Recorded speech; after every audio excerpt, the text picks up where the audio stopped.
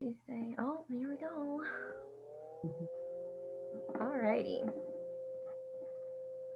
Well, welcome everyone. I'll give a few moments so that everyone can get entered in and settled in.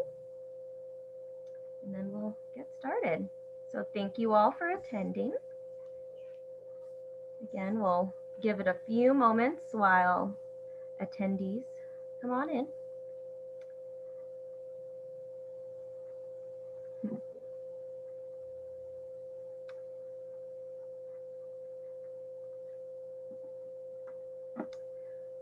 If you guys are just joining, welcome. This is the Ability Center's Transition Age Youth Resources in Lucas County webinar.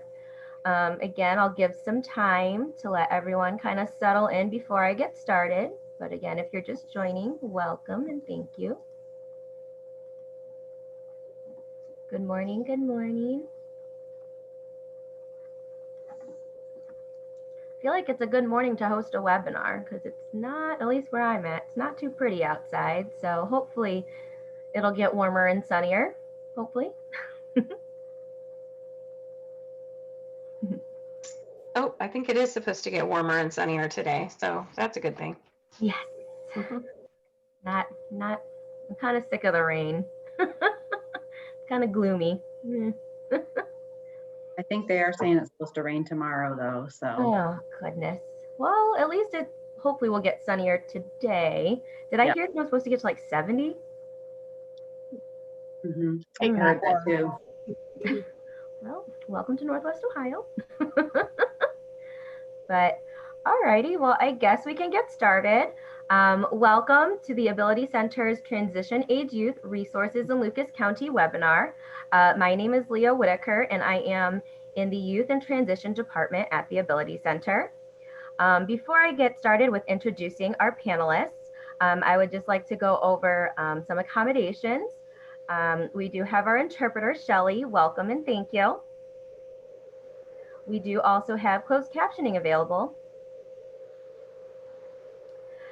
There are the chat box as well as the Q&A box that if anyone has any questions, please add them.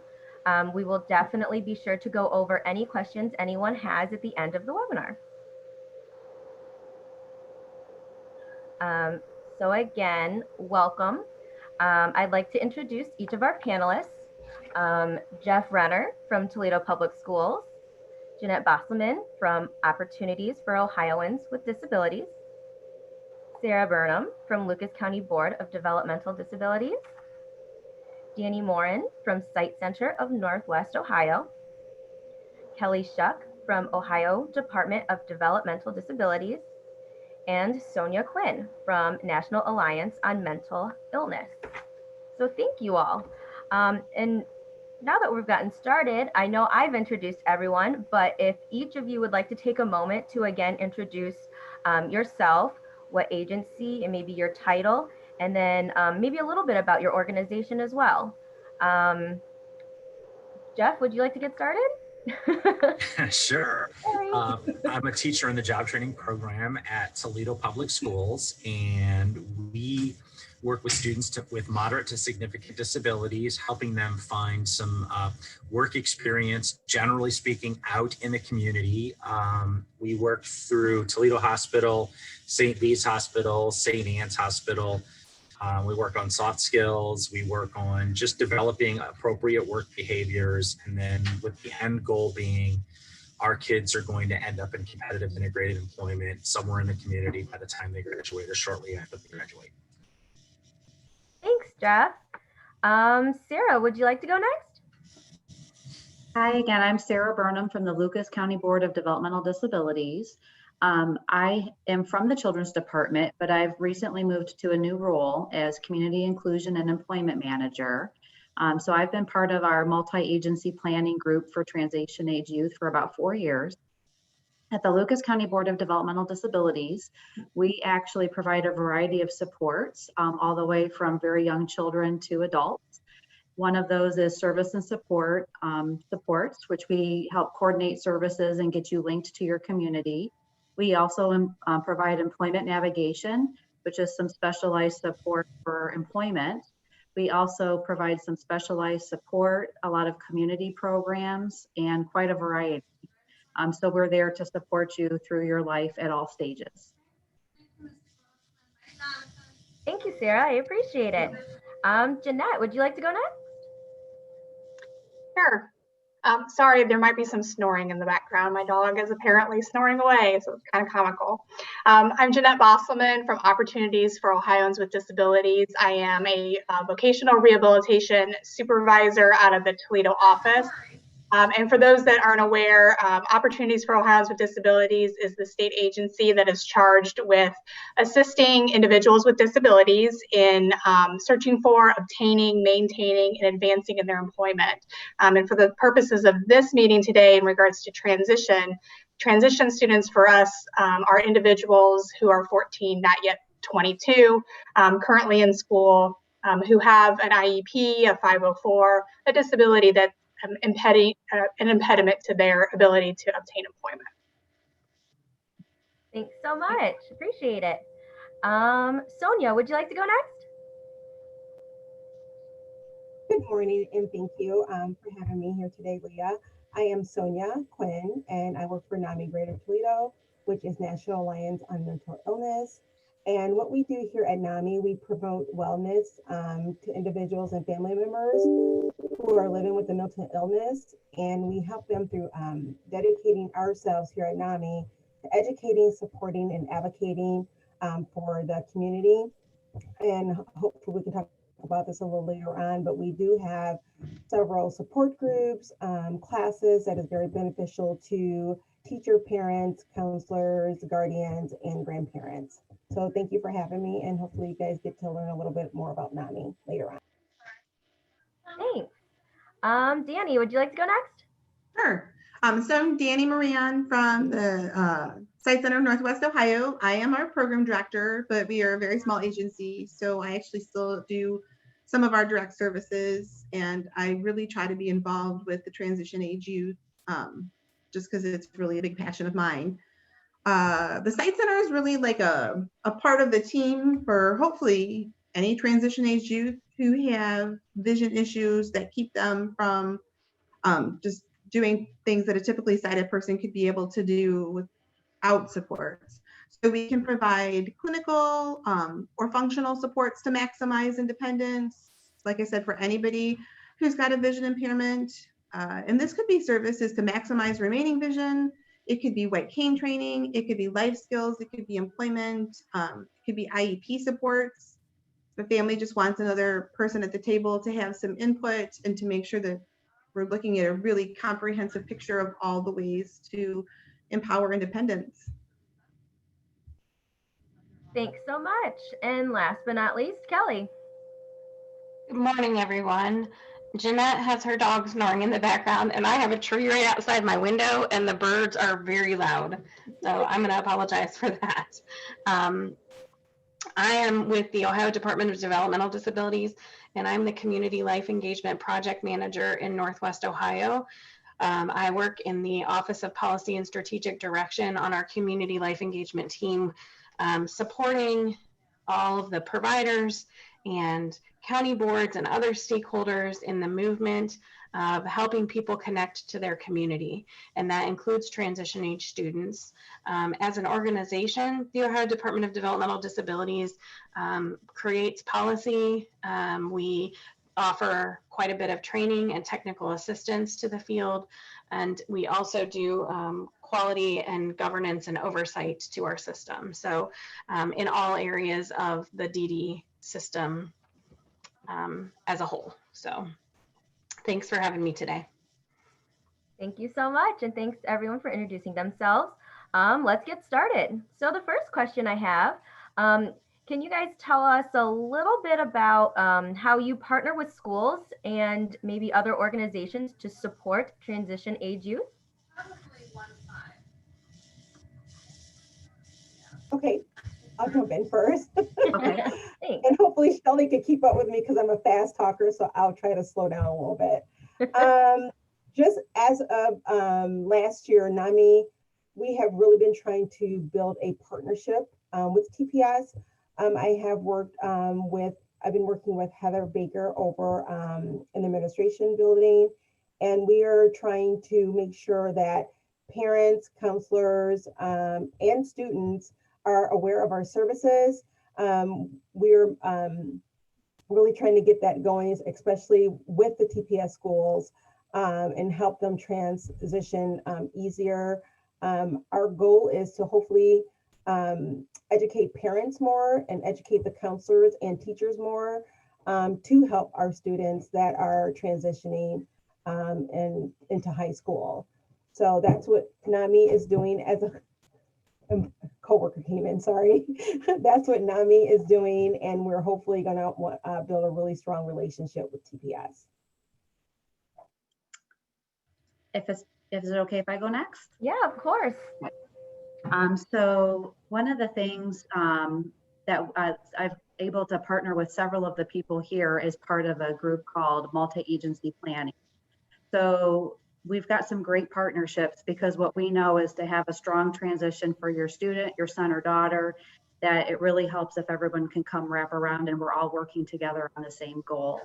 So we've got some partnerships with, Jeff's going to talk a little bit more about what Toledo Public Schools offers, but in addition to Toledo Public Schools, we've got a lot of great schools in the community that offer really strong transition planning, whether that means in the classroom, whether that means through a job training program. We work closely with OOD, and at the board, we offer those service and support and employment navigation services, just to make sure at every stage that you've got the right support and services that you need. So we like to have that conversation at every step through your childhood, but especially at 14, we really want to come together and do some strong planning for what's going to happen when you grow up, what's going to happen after high school, and to really make sure we've got the steps, all of us together, to make sure all those pieces are in place, and that you can also figure out what you like and you don't like, which is a journey for all of our children at that age. And so there's a lot of opportunities. We partner, it could be summer camps, getting to link with a summer camp. It could be volunteering. It could be a program through OOD, and Jeanette's going to talk about some of those. And then coming back together as a team and saying, what did I learn? What did I like about that? What didn't I like? What have I learned about myself and what I can do?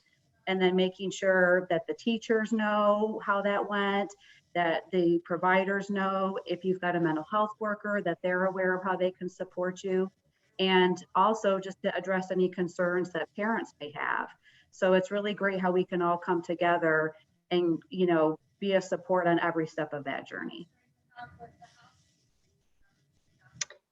And I can go ahead and go next. So OOD, we do a couple of different things. Our goal to work with students is, competitive community integrated employment. That's our ultimate goal.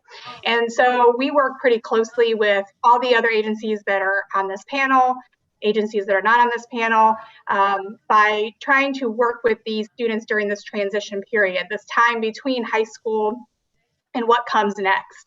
And so we have a lot of programs that happen in the summertime.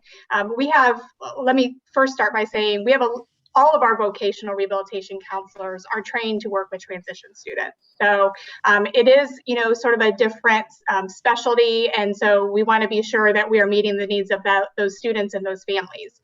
But we do have specific counselors who are part of the Ohio Transition Support Partnership, which is a collaboration between us and the Ohio Department of Education. And so every school district in Lucas County has a liaison counselor. So they have one person, one point of contact to kind of reach out to get information. And then we have several counselors that are very specific to Lucas County, Wood County, et cetera. And so having that point of contact is really helpful.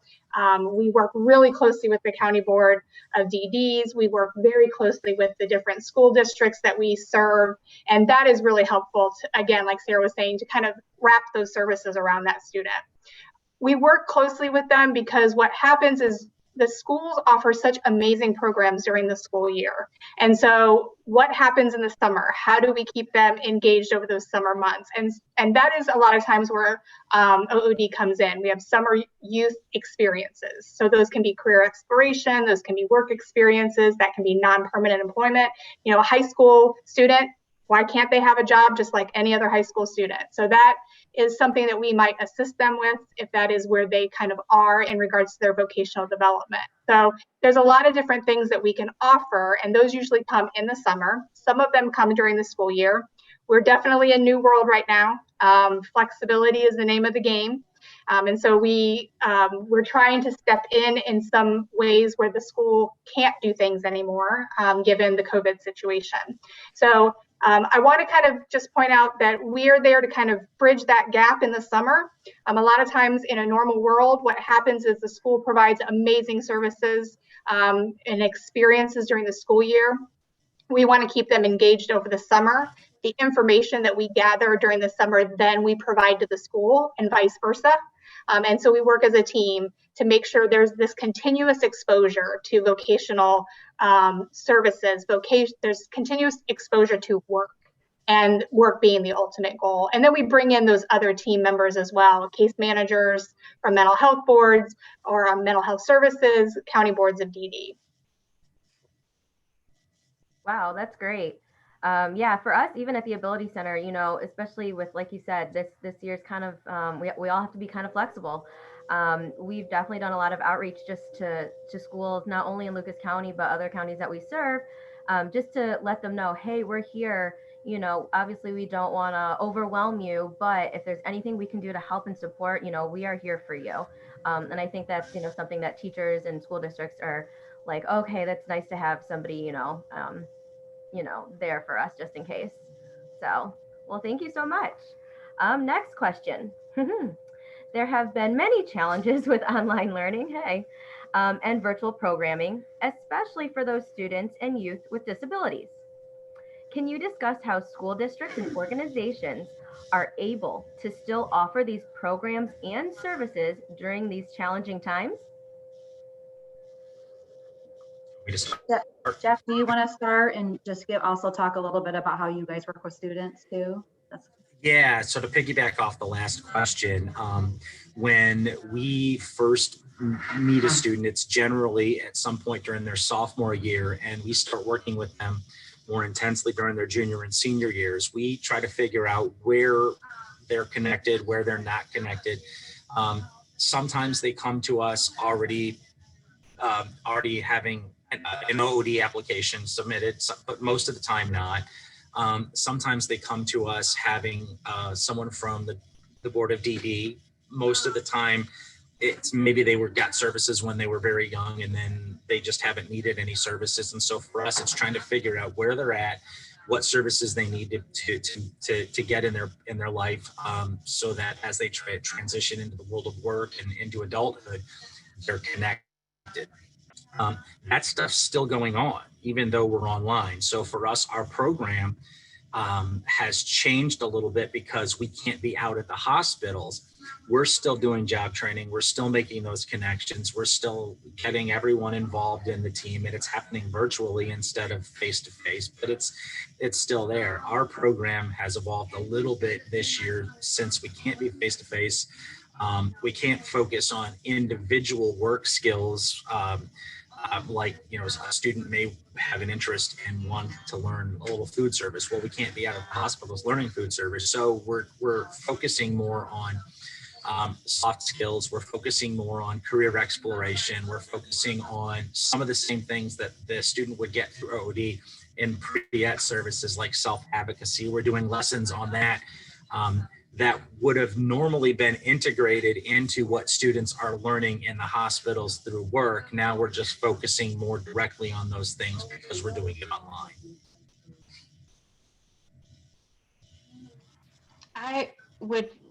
So the Ohio Department of Developmental Disabilities and my role is a little bit different because I work in 23 counties, and I work a lot with partner organizations on this call and other organizations in the community. But what I would say in regards to online learning is that the same thing that Jeff is saying is that many of the services that were being provided prior to the pandemic are still being provided. They're just being provided in a different way. And so really making sure that you're connected with your school system and OOD and the county board and the site center and NAMI and other resources, and talking about what they are offering online and virtually right now. You know, many of the employment providers that work in our system and that also probably work within the VR system, so with OOD, are doing things online. They're doing virtual services. They've adapted to the pandemic, and there are so many resources out there. And I can potentially put something up in the chat of some resources and some lists of places that you can go to see some online curriculums and some things that are being offered. Great. Thanks, Kelly. One of the neat changes for us, at least, has been that students who are working virtually are more available. So where we're not trying to cram in extra services after an exhausting school day or waiting for someone to travel home, we can get in and we can do more hands-on soft skills training. We can do more home skills and ADL training to supplement some of the expanded core curriculum. One-on-one in somebody's home, if they're willing to have us there, or they can do that here at the agency, still one-on-one in a really small, secure area. So we're finding opportunities there to reach some students that typically were really overscheduled and hard to get some of those skills developed. So we're hoping to take an opportunity and maximize it. And we're also taking this as an opportunity if a student really, you know, because virtual learning is challenging, we have the ability to borrow equipment from different vendors to see if there isn't a change of equipment is the solution, or, you know, what tools or supports are needed so that everybody's thriving and has access to whatever information is presented and able to engage and still enjoy learning. I just wanted to jump in on behalf of all of us and just, yes, we're here. We have staff that are all of our, you know, workers, all the way from the teachers from Toledo Public and the other school districts, even if they're doing things virtually, to OOD, to the partner agencies, to Board of Developmental Disabilities. We're still here. A lot of us are working virtually. However, we're able to connect through Zoom meetings. We also want to know how students are doing. Do you need help getting linked with resources? There's a lot happening to families individually during this time, and we definitely want to be a support, not just for that student, but for the whole family. And we understand that this is a time where we really do need to be flexible. So for example, we had one example would be a young person that maybe was going to do some in-person programming this summer, and due to the pandemic and some risk factors, they decided not to. It doesn't mean we can't still work on employment skills. We can just do it differently. We've had examples from some people that have maybe changed their summer experience, maybe working on skills for a family member. We have actually a young man that started his own cooking classes, and he's doing that through like a Zoom, like a Facebook Live, and he's learning some skills through that. Some other people that have gotten some partnerships where they're helping a neighbor that's, you know, that's in a more safe situation, or they're doing things within their own home. So we know that this can mean something very different for each person. And this is still your, you know, these very important years. We're still here to support you on your path and your journey through the employment and whatever your future looks like. So please, you know, we want people to know we're still here. We really want to support you right now. And, you know, maybe even if it's not work right now today because of all the challenges, it doesn't mean we're not capable of work tomorrow. And we still want to help you work towards that goal. That's Can great. I chime in real quick, Much. Leah? Oh, Leah, so sorry. I know we got to move on, and I just hate that we only have an hour. But I love the fact that I think Kelly, Dana, and Sarah, they both mentioned that the kids are doing virtual learning. Well, just so you'll know that NAMI, all of our services are virtual right now. And to the parents out there, we have Creative Kids, we have Create Now, we have our Kid Shop, Teen Shop. So we have some amazing programs that can help your youth transition. And if you want more information, because I know we don't have a lot of time, I will put my email address in the chat box. please reach out to me and I'll make sure you get connected with those programs. Thank you. Awesome. Thank you so much. And yeah, just like what everyone else is saying, I mean, the Ability Center, we're still here. It's just all virtual on Zoom. So we're here for everyone.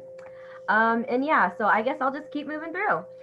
Oh, how do you think we can get students and youth with disabilities more engaged when using a virtual platform? Especially, how can we avoid burnout?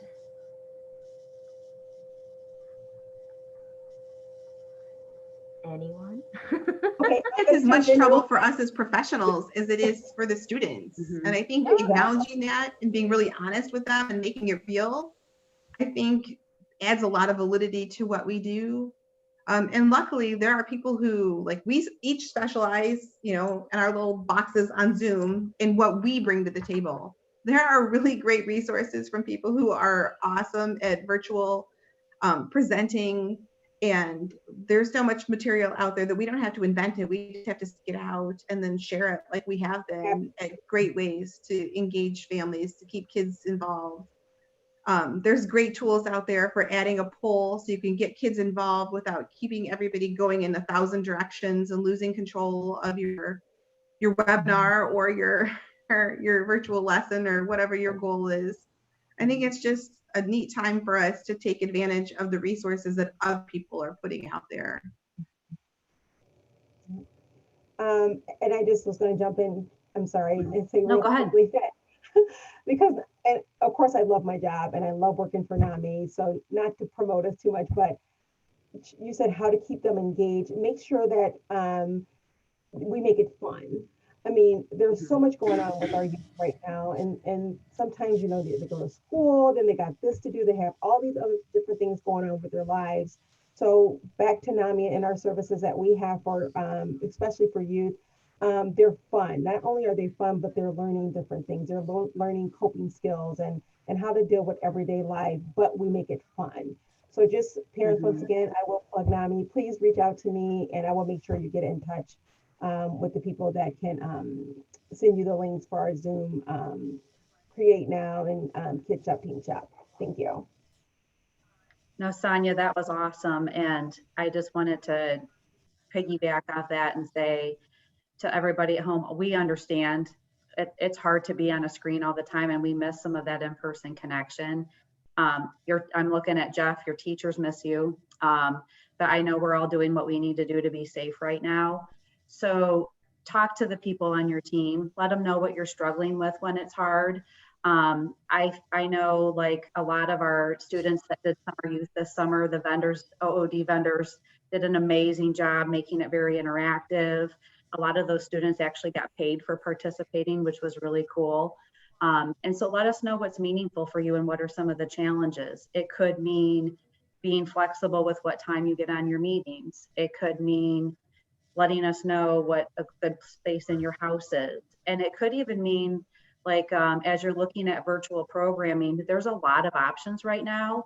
At the Board of Developmental Disabilities, we are partnering with somebody called We Thrive, and they've got virtual family feud, virtual bingo, virtual cooking classes. And we think of some of those things as just fun, but they tie into so many other bigger things too. So if you really love those cooking classes and maybe want to work on some things to build up some of your skills, you know, in that area, your team wants to know that.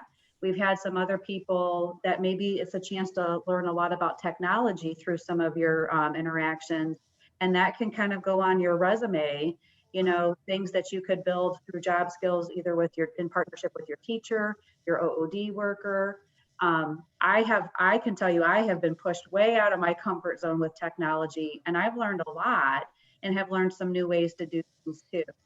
So I think we just all want to say, hang in there with it and just keep knowing that in addition to being on a screen, you know, you can also, everyone's a phone call away. If you need to text, you know, let us know, because we definitely want to be there for you.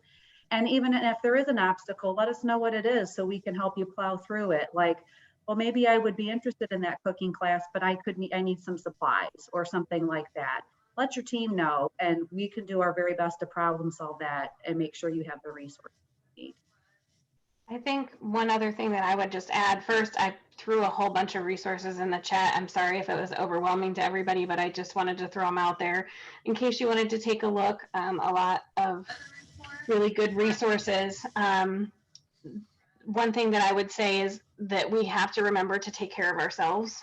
That's all of us as professionals, as well as, you know, all of you as family members and parents, and you know, we're working and we're parenting and we have a lot going on in our worlds, and you know, sitting in front of a screen can be exhausting. So just remembering to take time for yourself and to give yourself that time that you need. I think another thing with online meetings is that we go from meeting to meeting to meeting, and we have to remember to give ourselves, sometimes we need time to decompress and time away from that screen. So that's for all of us, including like my 3 boys that are online learning today. So Thank you. So if someone is not already connected with a specific organization or agency, could each of you please explain to us your eligibility process and or maybe requirements, as well as how to go about scheduling an intake and what that intake might look like? I can start with that. Well, that's a big one to answer. We can take an application a lot of different ways. So I will tell you the easiest way is if you go to oodworks.com. That's an online portal where you can apply for services. And when you fill out the information in regards to the application and the initial assessment, your case will get assigned. You can call us at the Toledo office, and that number is 419-866-5811. And I'll put all this information in the chat as well. You can also go to www.ood.ohio.gov, and there's just tons of information, and there's information specific to students ages 14 plus. So I would really charge you to kind of go back to that kind of location and see all the really good information that we have. You can email us. You can talk to your school, talk to your student, your son or daughter's teacher. They will connect you with us. You can talk to your County Board of DD SAS. They will connect you with us. I mean, pretty much there's all kinds of ways that you can connect with OOD. Every application is accepted. So I really want to make that clear. Everybody's entitled to at least an intake. We are an eligibility program. So what we look for is we look for 4 eligibility criteria. Do you have a documented disability? Is that disability a significant impediment to employment? Do you need us as in regards to, are we the only ones that can help you with this because you're not able to do it independently? And will you benefit from services? So those are the eligibility criteria we look for. Once you apply for services, you should expect to hear from somebody, either a caseload assistant or a vocational rehabilitation counselor, within 3 to 5 business days. At that point, there's a lot of paperwork. We are kind of a federal and state funded agency. So with that, with bureaucracy comes paperwork. So there's a lot of paperwork that we need to fill out, like consents, participant acknowledgement, other different types of paperwork that's inclusive of that intake process. We'll take a really good history. We will then look to get some documentation, and that falls on us. And we will look to get your ETR. If there's a 504, we'll look for that. If there's any mental health or any doctor information that we can obtain that's going to help us quickly make that eligibility decision, we'll move forward with that on our end as well. So it's a pretty painless process, but there is some time involved in it. So there's just a lot of question and answer.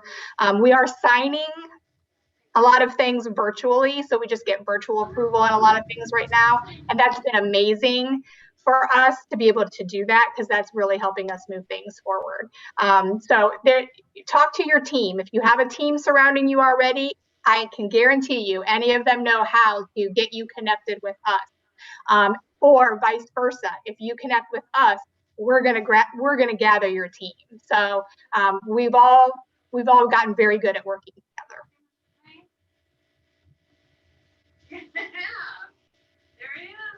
Jeff, can you talk a little bit about if you're interested in job training, either through TPS or through just how to ask somebody at your school team?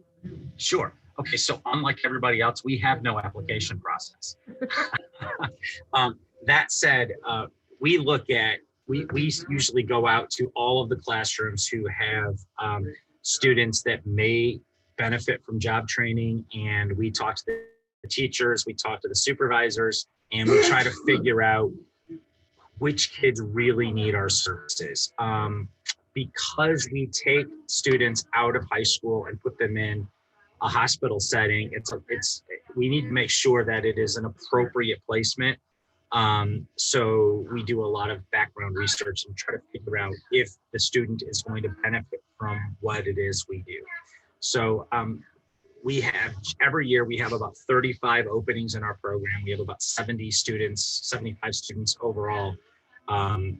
So if you have someone that you think could benefit, just talk to us. I'll put my email in the chat box, and we are happy to look at every student. We don't really tell people no. Sometimes maybe it's a not right now, or if we have to, it's not really, maybe if it's not an appropriate placement for them to be with us, we would find them some other program that is appropriate.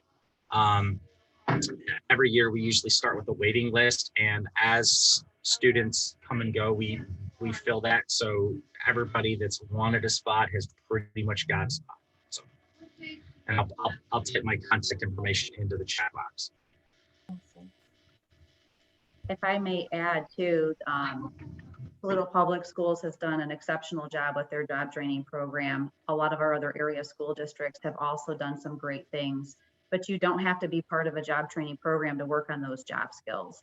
So it could still be a collaboration with your teacher, OOD, maybe some pre-employment services, some support through Lucas County Board of DD, in addition to Site Center and all the other agencies we'll talk about. So it's just great. Just keep communicating with your teacher, and communicate with your whole team, because regardless of whatever setting you're in, we'll all work together on that. Real quick, we do also have an eligibility process. We get a lot of questions about it, and it's actually on our website, lucasdd.org. You can go right to that main page, and there's a link on eligibility. And so just know, if you meet the board eligibility, sometimes people are eligible, but they don't need anything right now, which is okay. Sometimes they'll actively have a worker. It's completely up to the individual what they need. Our services are voluntary, and you can still access these other services even if you're not part of Lucas County Board of DD.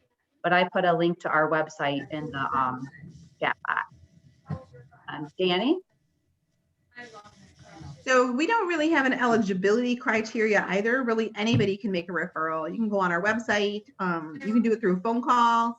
You could have, if you're getting primary eye care and you want to come through our low vision clinic, you can have your primary eye care provider send us a referral. We're just pretty glad to talk to people and really figure out, what are you struggling with? What was the motivation for reaching out for assistance? And how can you work with the team that you already have to provide the supports unique to what you're struggling with visually, or totally non-visually, and help you to succeed. So for us, it's really like information gathering. We'll get medical records if we're going to provide clinical services, but really it's based on a person's goals. What do they want from us, and how can we connect them with resources to get any tools they might need to succeed? Yeah. Okay, and I'll go next. The best thing about NAMI is two wonderful things about NAMI. All of our services are free. So, and there is no eligibility requirement. We will help no matter who calls in or what their needs are. A huge plus with NAMI is we are a resource, basically a resource hub. That's kind of how I just explained it 101. We're a resource hub, and I can guarantee you, if we can't provide that service, we're going to make sure we do a warm handoff to someone that can provide those services for you. So there's no requirement. You pick up your phone, as easy as dialing our phone number, and putting you to our family navigation team. We have 2 family navigators here that will talk to the people that call in, find out what their needs are. If it's something that NAMI can do, we simply give them our links, our time of our classes and our groups, and they can come. If it's something outside of what we can provide, we make sure we definitely do a warm handoff. I will say that we have a family navigator, that speaks Arabic.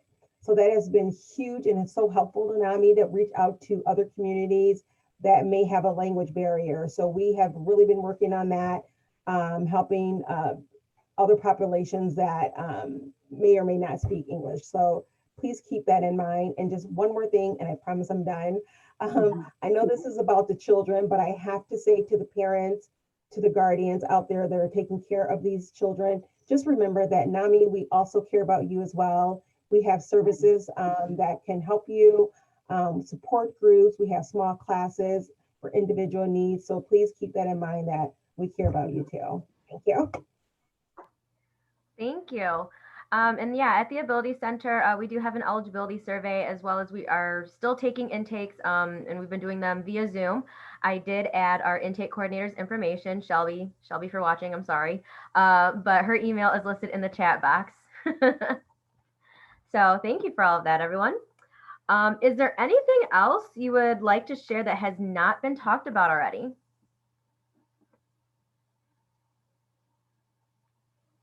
Anything? I can go ahead. I just want to kind of stress to everybody listening out there that we are still taking referrals at OOD. We are not in an office at this time, and we're not expected to be in an office before January at this given point in time. But we are still taking referrals, and our counselors and our caseload assistants have become phenomenal. In this learning curve in this new COVID world, at becoming very virtual and being very effective with it. The community rehab partners that we work with have done the same. They've really stepped up to the plate and been amazing. Harbor Capabilities, Partners in Employment, Above and Beyond, the ZEF Center, they've all just really kind of come along with us for the ride, and really adapted and adjusted so that the needs of the people that we serve can be met. And that has been so appreciated. Our community partnerships have never been better. I want to say that working with the County Board of DD, working with the schools, the Ability Center, the Site Center, we've just been, I think everybody all being in the same kind of boat together have really figured out we can't do this on our own. So we've really rallied, and it's been really successful. And I think that the people that we serve really benefit from that. I want to kind of say, don't let technology be the barrier, because we'll figure it out. Even if it's just a phone call, if we have to go back to basics, we'll go back to basics. Don't let the fact that face-to-face meetings aren't happening right now be the reason you don't apply for our services or anybody else's services, because we will make it work. We'll figure it out, and we'll make sure that you get served. And so if in doubt, still apply, and let us help you navigate that. Let us help you figure out how best to get you to the person or the people that you need. I love how Sonia was saying, kind of a warm handoff. OOD may not be the place that you need, but we will do our best to try to steer you in the right direction, if nothing else. Well, and I would just add really quickly, just a comment to say, we are still learning, all of us, and growing through this pandemic, that if there is a resource or something that you need and it doesn't necessarily fit within one of our agencies, please still reach out to us and let us help you figure it out. And maybe it's something, if you have a need, there's likely someone else that has that need. And so we can work together to create those resources for you and to walk you through that. So please reach out. Danny, did you want to? I saw you had unmuted yourself. So I did. I was going to say the same thing. To be honest, I think it's kind of an exciting time, because we as a community of resource providers, we've gotten better at working together. so that a parent does not have to navigate all of our individual knowing who to call, because we've gotten tighter at working together is, you know, these multi-agency teams. We've figured it out. We're making ourselves available to each other. And I hope that we bring that to a family with much greater ease. Less overwhelming of having to schedule 7 people, because you'll have somebody on your team who knows how to reach anybody who should be at the table to be a part of that success.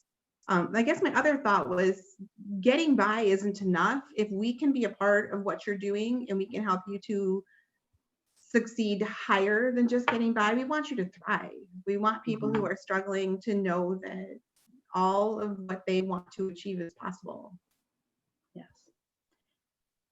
And then if I can just add, it just, you know, especially right now for our parents, for our students, for our teachers, our other professionals, to just not be afraid. There's a lot of flexibility in how services are offered right now. There's a lot of flexibility in how teams work together. So we want to know that you're okay. We want to know if you're not okay. And that let us know what you need and we can wrap our services around you that way. I think even, you know, just partnering with, talking with some of the teachers, you know, mental health providers, OOD workers, you know, our SAS, our service and support specialists, they're like, we want people to know that we're still here to help. And even though our services look different, that we're still here for you. And if that means that you need to receive services a certain way, or, you know, whatever you need, just know that we're still here for you and we still want to be connected and support you. Thank you for sharing that. I did notice a few questions, so I might just kind of hop into some of the Q&A.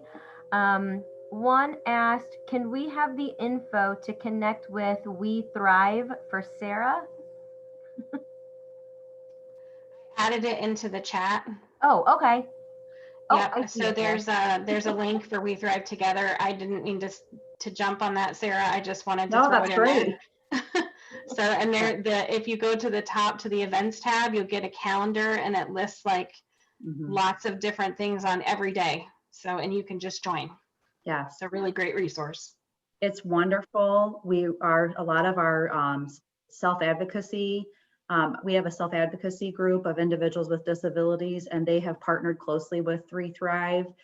There's quite a variety. And in addition, if you go to lucasdd.org, there's also an additional calendar that we're going to be every month updating some new events. And they are for the community. They're not just limited for people with disabilities. So I had even heard they're going to do some cardio drumming. And I thought, oh, I get to bang on something and get some frustration out and maybe get some exercise, especially as the weather's changing. That sounds great. So just know that that's a resource for anybody in the community. And we've heard a lot of great things about it. Great, thank you. Another question. So what is needed to qualify for age transition help? Well, I think one of the things is, especially as part of multi-system youth, you know what I mean, multi-agency planning, is that there might be some different qualifications. For example, for Lucas County Board of DD versus OOD, you may qualify for one and not the other, or maybe both. However, if you call and, you know, as Jeanette had said, and you're maybe not eligible for one services, we can get you linked. For, you know, NAMI, there's no requirement. And transition planning should be happening for every single student, regardless of whether you have a disability or not, regardless of what your needs are, if you're in a classroom versus a job training program. So really what we would, if you've got questions, you can call, you know, I know there's in the chat a lot of those numbers, but just reach out. And if it's not, if you go to the wrong door, or to, you know, let's say you call the Board of Developmental Disabilities and maybe we're not quite the right fit, but OOD is, or Site Center is, we can get you linked. I know at the Board of Developmental Disabilities, we have 3 ladies in intake that are amazing, and they've got a lot of years of experience between them. So if you just know that there's a lot of resources out there, and that also in the chat, Kelly has included a lot of links that for anybody can get on and look at some transition resources. So really, we like to start regardless of if you have a disability or not, the severity of your disability. We want to start talking about transition planning at least by age 14, but even sooner. And just to make sure that you have the path you need, whatever your future would look like. So did I miss anything with that? No, and I think I want to add on to kind of what Sarah was saying is that, you know, this panel, a lot of the individuals on this panel either statewide or were, you know, specific to Lucas County. But I want to kind of say to you, you know, out there listening, that OOD is in 88 counties. So we are everywhere in the state. So what we're saying here should apply regardless of where you're sitting right now watching this. The same goes for a county board of DD. So every county has a county board of DD, and we're all kind of in this same situation. And we've all, based off the counties that we're in, have really learned to rely on each other, rely on other agencies. So I think that even though we're all talking here today about, you know, Toledo Public Schools and the Ability Center. The Ability Center, you know, serves counties outside of Lucas. You know, the Site Center does. So, you know, don't think well, I can't have access to this because I'm not in Lucas County. That's not true. So, you know, I want to make sure that you understand that multi-agency planning committees are happening regardless of what county that you're in. Kelly, I have one more favor to ask because you're doing an amazing job of making sure there's all these great links in the chat. Even right now, especially when you're home, I have one student who just started college and one that just started high school. And I know maybe even as we're home, Ohio Means Jobs, which again is statewide, has a great website. They have a lot of really great tools on their website. Some career interests. You can go on and do some surveys.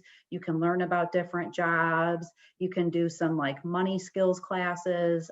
You know, there's a lot of really great things. And in fact, there's also, it's K through 12, and then there's a backpack. And actually, I didn't know this, but both of my students actually already have a backpack created with some questionnaires they've done at school. I heard about it as an in-service and they said, yeah, I have one at school. I'm like, you do? So it could be a great tool while you're supporting your student at home too. And Kelly can put the link to the website in the chat as well. Yep, and I also am going to add, there was a comment that was sent in that it's very confusing when you're working with multiple agencies to keep track of who does what. And there is a tool out there called the Agency Navigation Tool. It's on the Employment First website, so I'll send that link as well. It kind of details what the different agencies do, and then it gives a place at the end where you can write down the names of any agency really. So if you are working with somebody from the Site Center or the Ability Center, you can add that information, or NAMI in that spot as well. So I'll be happy to add both of those. Excellent. And I know somebody had asked about accessing all of these resources, and I will be saving this chat box and rearranging all the information so we can send out, you know, the panelist contact information as well as all of these wonderful resources and links later today. So I'll be sure to do that. Another question, and I think it's the last question we will have, is, are there any programs planned about adult services? Such as a webinar, maybe something similar to this, that we could talk about more supports for adults. We could do that. I'm looking at Leah because she's set this up. Hosting another, I don't know. But yeah, no, so yeah, somebody had asked about some adult services. So I mean, I feel like we all probably have services surrounding adult support. Maybe I don't know who the person is that had asked this question, but again, if you have more specific questions around adult services, once I again rearrange this chat with everyone's contact information, you know, please reach out to us and we can, you know, answer any questions regarding that. Leah, and also I see Jeanette nodding, but I know for Site Center, for NAMI, OOD, and the websites that are included in the chat, there's also links to all of those services for adults as well. So if they go to any of the agency's websites, there's a lot of links and information, and also how to get linked contact information on those websites too. Perfect. Thank you.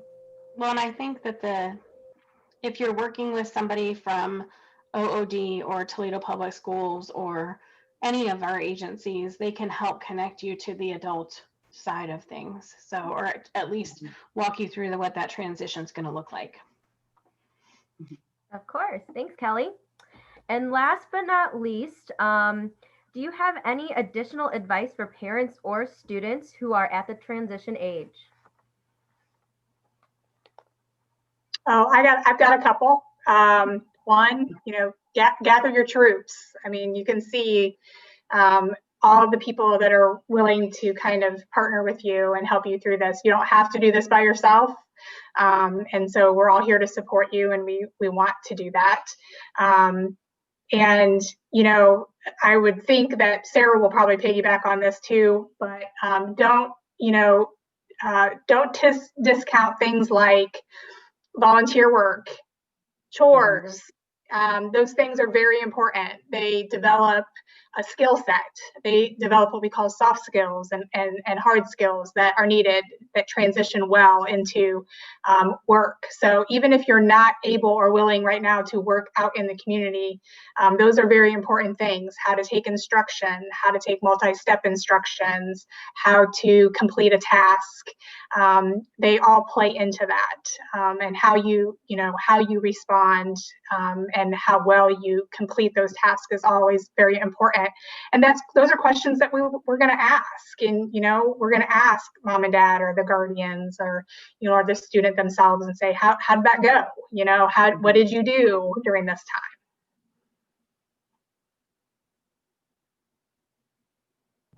I think my best advice is to involve your student in everything you do. If you're ordering a pizza, it's a great lesson for your student to order a pizza. If you're calling to schedule an appointment, if you need to request accommodations, even if you picked one thing a week to work on in the kitchen, that's 52 cooking lessons in a year.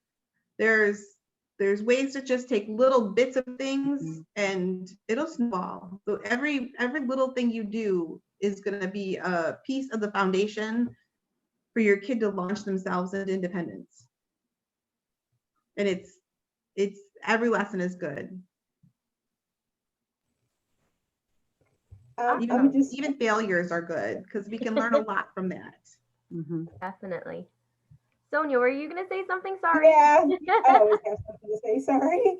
I was going to just say just quickly, and this is to everyone, to the panel, to the parents out there listening, to the caregivers. Let's not forget to take that mental health day. It's okay. It's everything going on with the pandemic and everything virtual. Remember to take time to step back. It's okay to say I'm overwhelmed. It's okay to say that I have too much on my plate right now. So let's remember to take that mental health day, that just a break. Find something that you enjoy doing, whether like me, I'm a workaholic. I spend every single day. Find that thing that's going to help you release and calm yourselves. But just remember, please don't forget about yourself.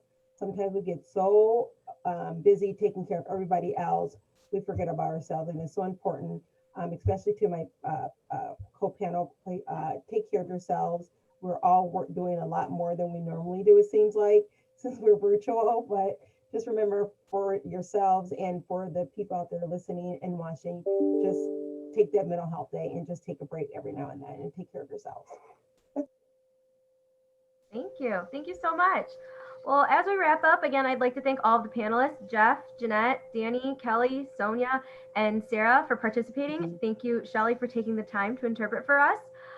Again, I will make sure that I save this chat and, kind of collect all the contact information and kind of put together a lot of the links that we can send out. So if anyone has any questions, please reach out to me. Other than that, I hope everyone has a great rest of their day. Thank you so much. Bye. Thanks, everybody.